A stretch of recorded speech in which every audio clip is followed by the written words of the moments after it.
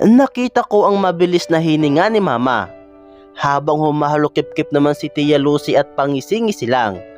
Nilingon ni Mama si Papa at Tio na parehong tulala kay Hector. "Pakilagay na lang ang ibang basket dyan, Mang Ilyas." Sabay turo ni Hector sa table namin sa labas. Nakita kong parehong tumulong ang kapatid ko at pinsan sa pinaggagawa ni Mang Ilyas. Gusto ko nalang pumikit at mawala sa lugar na ito. Kitang-kita sa mukha ni na Mama ang pagkamuhi sa simpleng pagtapak ng isang dila merced sa bakuran namin. "Chiska!" sigaw ni Mama sa akin. Po. Nanginginig kong sagot. Kumalabog ang puso ko. Natatakot ako sa maaring sabihin ni Mama kay Hector. Natatakot akong pagbintangan niya si Hector. Natatakot ako sa maaring mangyari. Hinatid ko po siya at tinalhan ko po kayo ng mga prutas galing sa rancho, Tito. Sabay tingin niya sa kay Tio. Hinaplos ni Tio ang manok at tumango siya habang inuupos ang sigarilyong hinihit-hit. Masakit po ang puso ni Chiska kanina kasi nagkadismenorrhea siya, kaya inalagaan ko. Hinatid ko na rin po siya ngayon para maibigay itong prutas na dala ko sa inyo. Kinagat ko ang labi ko. Hindi ko alam kung paano pipigilan si Hector sa pagsasalita. Ayaw na ayaw niyang pinangungunahan siya. At isa pa, masyado nang awkward ang sitwasyon. Natatakot na akong magsalita. Nilingon ko si Mama at Tia na magkahawak kamay na ngayon. Palihim na hinahaplos ni Tia ang likod ni Mama habang medyo kumakalma naman si Mama.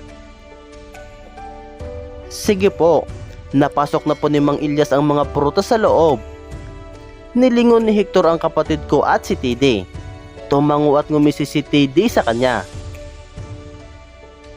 "Hector, ito nga pala si Craig, kapatid ni Chiska." Ni Tidi. "Si Tita Michelle, mama ni Chiska." Nakita kong laglag ang panga ni Mama at unti-unting pumula ang kanyang pisngi habang nilalapitan siya ni Hector. "Hector de la Merced." "Po, Tita." Mas lalong nalaglag ang panga ni Mama nang naglahad ng kamay si Hector at tinawag pa nitong tita si Mama. Napa-fistpump na lang ako sa gilid. "Please Hector, tama na. Mainit ang dugo ni Mama sa iyo. Mamaya, masampal ka riyan." Imbis na tanggapin ni Mama ang kanyang kamay, ay sinalubong siya nito ng tanong. "Bakit mo nililigawan ng anak ko?" Seryosong tanong ni Mama. Ngumisi si Hector. "Bakit ho ba nanliligaw ang isang lalaki?" Mas lalong pumula ang pisngi ni Mama. Sumulyap siya sa akin. Sumulyap din si Hector sa akin at ngumiti. Parang gusto ko siyang hambalusin sa sinabi niya. Hindi niya ba nakikitang medyo galit si Mama sa kanya? Hindi ba niya kayang sumagot na lang sa tanong? Kailangan ba niyang mamilusopo pa? Ganun ba paghari ka? He's just so full of himself. Bata pa ang anak ko, de la Merced. Hindi ako makakapayag na may manligaw sa kanyang tulad mo. Pabagsak na sinabi ni Mama. Nakita ko ang paghigpit ng kamay ni Tia sa kanya. Sumipol si Craig sa likod. Nakita ko rin ang bahagyang paglapit ni Mang Ilyas sa kay Hector. Alam ko po, kaya nga po hindi lang siya ang nililigawan ko ngayon. Ang buong pamilya niya po. Bahagyang yumoko si Hector. Dahilan kung bakit namilog ang mga mata ni Tia, Tio, Papa at Tide. Hector, marahan kong sinabi. Nilingon niya ako at ngumisi siya. Oh God, why do you have to be so good looking? Kung hindi kita pahintulutan, maarting sinabi ni Mama. To namang si Michelle, payagan mo na yung anak mo. Para namang di ka maagang naglandi noon. Humalakhak si Tia kaya nasapak siya ni Mama. Maging ako man, ay sasapakin din si Tia sa sinabi niya. Hindi pa ako titigil hanggang sa pumayag kayo. Ano ba ma? Hindi pa nga ako pumapayag. Ano ba ito? Humalukip-kip si mama at pinagtaasan niya ng kilay si Hector. Lumalalim na ang gabi. Umuwi na kayo. Pagtataboy ni mama. Michelle, napadaing si Tia. Dito na kayo maghapunan. Patawa-tawang sinabi ni Tia. Ngumisi si Hector at bumaling sa akin. Sa susunod na lang po. Masyado ko na ata kayong naabala ngayong gabi. Chiska. Nakita ko ang pagtalo ni mama sa gilid na para bang na-offend siya sa pagtawag ni Hector sa akin. Iti-text kita mamaya. Anya at kinagat ang labi. Napatingin ako sa tuhod kong agad nan lamig. Ganito ba talaga ang dulot ng isang Hector de la Merced? Wala akong load. Sinulyapan ko si mama. Tumango siya sa akin at ngumisi. Alam kong gusto ni mama na ayawan ko si Hector kahit medyo taliwas naman ang iniisip ko ngayon. Well, magpapalood ako dyan sa labas mamaya para maitik si Hector ng mga mura dahil sa ginawa niyang ito dito sa bahay namin. Ako na ang bahala sa load mo. Kumindat siya. Aalis na po kami. Thank you at magandang gabi. Anya sa buong pamilya ko bago pumanhik. Saka lang ako nakahinga ng maluwang nang umalis na ang jeep commander nila. Narinig ko rin ang singhapan ng buong pamilya ko pagkaalis ng sasakyan. Si mama ang pinakamaraming sinabi. Una sa lahat, kakagaling mo pa lang sa isang bigong pag-ibig, Chiska. Hindi ka ba natuto? Mabuti nga at nabigo ka noon at nang sa ganon ay makapag-concentrate ka sa iyong pag-aaral. Isa pa at pinaka-importante, di la Merced siya.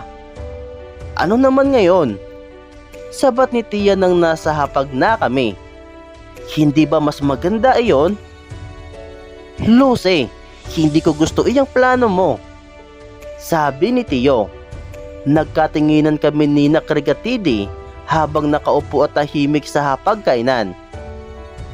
Ano ngayon? Desperate times call for desperate measures. Tumawa si Tia. Hinampas ni Tio ang hapagkainan, dahilan kung bakit napatingin kaming lahat sa kanya. Hindi ganyan ang mga alde. Ni Tio. Tumango si Papa. Lumaki kaming natuto sa mga pagkakamali ng mga magulang namin. Sabay tingin sa inosinting kumakain na si Lola Siling. Si Papa ay sugarol. Si Mama naman ay mautak sa mga lupa at pira. Pero hindi tayo ganyan kagahaman ngayon. Kung lulubog tayo, edi lumubog tayo. Frances. Desperadong sinabi ni Tia. Alam ko, pero di nyo naiintindihan. Pinatigil ko sa pag-aaral si Tide. Imbis na mag-third year na siya sa isang malaking universidad, itinigil ko dahil wala na tayong pangtustos. Hindi sanay ang anak kong mahirap kami. Oo, sanay siya sa gawaing bukid, pero hindi siya sanay na nakatinggal lang sa bahay. Hindi rin ako makakapayag na wala siyang tinapos na kurso sa isang malaking universidad. Lucy, anong tawag mo sa mga anak ko? Tingin mo ba ay hindi masakit sa akin iyon? Itinaguyod ko si Craig at Chiska. Pinag-aral ko silang dalawa sa magagandang universidad. Galing sa lupa natin. At kaunting sweldo ko sa Kumilik. Pareho lang tayo dito. Nasa iisang barko lang tayo. Kaya kailangan nating magtulungan. Ni Tia. Narinig ko ang pagsinghap ni Tio at Papa. Hindi ako makapaniwala sa brainstorming na nangyayari sa kanila. Para bang sila ang nililigawan ni Hector. Para bang sila ang magpapasya kung magiging kami o hindi. So, I don't have a say on this. Biglaan kong sinabi habang sumisimsim sa baso ng tubig. Napalingon silang lahat sa akin. Hindi ko po mahal si Hector. Pauna kong sinabi na agad na nagpapalakpak kay Tia. Di mabuti iha. Kung hindi mo siya mahal, hindi siya mahirap saktan. Pagkatapos mong makuha ang titulo o mapaikot siya para mapasa atin ulit ang titulo, ay agad mo na siyang iwan. Huwag kang mag-alala. Pag nakatapos ka ng kolehiyo sa Maynila, ay hindi mo na kailangang Lucy, sigaw ni Tio. Kahibangan na yan. Papa, tama si Mama, sabi ni Tide. Kung hindi lang rin naman mahal ni Chiska, bakit hindi pa natin pagsamantalahan? Sus Mariosep, reklamo ni Mama. Nakita kong uminom si Craig ng tubig at yumuko na lang habang pinipindot ang cellphone niya. Walang pakialam. Pwede bang pagsalitain niyo muna ako? Sabi ko. Bakit puro inyo lahat? Kayo ba ang nililigawan niya? Kinilabutan ako sa tanong kong iyon, pero ipinagpatuloy ko. Sa pagtatatlong buwan ko dito sa Alegria, nakilala ko si Hector. Mabait siya at misteryoso. Unang linggo ko pa lang ay nagpahiwatig na siya sa akin. Namilog ang bibig ni Tia. Hindi kaya tayo ang papaikutin niya? Hindi kaya inaakit kanya ng sa ganon ay walang pawis niyang makukuha ang Alps? Baka pakasalan ka niyan para lang makuha ang Alps at iwan ka rin sa huli? Chiska, naaalala mo ba ang sinabi ko sa iyo noon? Kung babae ang makakapag-asawa ng lalaking mayaman, ay yayaman din ng babae. At kung ang babaeng mayaman ang makakapag-asawa ng mahirap, ay magiging mahirap din ang lalaki. Ang lalaki ang batayan ng estado sa buhay ng babae. Mahirap tanggapin, pero iyon ang totoo. At kung si Hector ang... Mama! Sigaw ko. Anong pakasal? Hindi ko pa po siya sinasagot. Nanliligaw pa po siya at hindi ko pa po siya mahal. Bakit ninyo naiisip ang kasal? Ang punto ko dito, Chase, ay baka ang lupa natin ang habol niya sa'yo. Hindi ako ang tagapagmana ng Alps, diba? Sabi ko habang mabilis ang paghinga. Natahimik silang lahat. Maging si Craig ay bumaling sa akin. Si Craig at Tiddy ang maghahatid noon pagdating ng panahon. Kaya kung pakasalan ko man si Hector, wala siyang makukuha sa akin. Alright, wala. Sabi ko sabay irap. Walang nagsalita ni isa sa kanila. Kaya imposibleng iyon ang habol niya sa akin. Paliwanag ko. Humalukip-kip si Tia. Kung ganon, malinis ang intensyon ni Hector sa'yo. Ibig sabihin lang niyan, Chiska, ay makukuha mo ang buong rancho. Nang hina at nanlumo ako sa sinabi ni Tia. Pumalakpak pa siya sa kabila ng singhap ni na Papa at Tio. Unti-unti ring napalitan ang simangot ni Mama ng ngisi. At pwede mo rin siyang pakiusapan na ang Alps ay ibalik na lang sa atin. Pakiusapan mo ang tito niya na huwag nang singilin ang kalahating milyon na utang ni Mama sa kanila. Utang? Singit ni Lola Siling. May utang ako sa mga Dila Merced. 500,000. Si Francisco kasi talunan sa sabong. Kaya ayon, nangutang kami. Sinangla namin ang Alps. Nakita ko ang ngisi ni Lola na walang ngipin. Ang bait talaga ni William. Ni hindi dinaan sa legal ang pagsangla. Kunting kasulatan lang at kinuha niya lang ang titulo. Nagkamot ng ulo si Lola. Nakalimutan kong kunin yung titulo sa kanila. Yun dapat yung gagawin ko kanina. Ang kunin ang titulo sa kabinet. Nagkatinginan kaming lahat. Napatingin din si Lola Siling sa amin. Unti-unting nagbago ang kanyang ekspresyon.